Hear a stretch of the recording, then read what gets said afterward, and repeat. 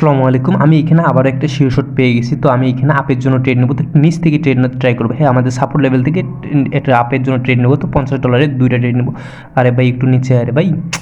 আচ্ছা, একটু নিচে আরে ট্রেডটা তো নিতে দে রে ভাই। আচ্ছা, আমি এইখান থেকে আপের জন্য নিলাম যা।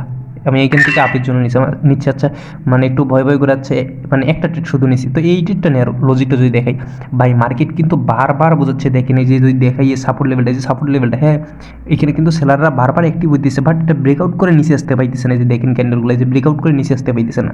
তো এই যে এই ক্যান্ডেলটা, হ্যাঁ আমি যদি একটু ভালোভাবে আপনাদের দেখাই তাহলে তো বুঝতে পারবেন। এই যে এইখানে যে প্রিভিয়াস ক্যান্ডেলটা ছিল, হ্যাঁ এর উইকটা দেখেন, উইকটা কিন্তু আমাদের রাউন্ড নাম্বারকে মানে সাপোর্ট লেভেলকে টাচ করে আসছে। হ্যাঁ, তো এই কনফার্মেশন নিয়ে আমি আপের জন্য ট্রেড নিছি। তো দেখেন স্ট্রংভাবে প্রফিট, ভাই $50 একটা ট্রেড নিছি। এই যে দেখতেই পাইতেছেন প্রফিট কিন্তু, হ্যাঁ এই যে প্রফিট, যে ট্রেডটা নিলাম $50, হ্যাঁ দেখেন কত ইজিলি ভাই।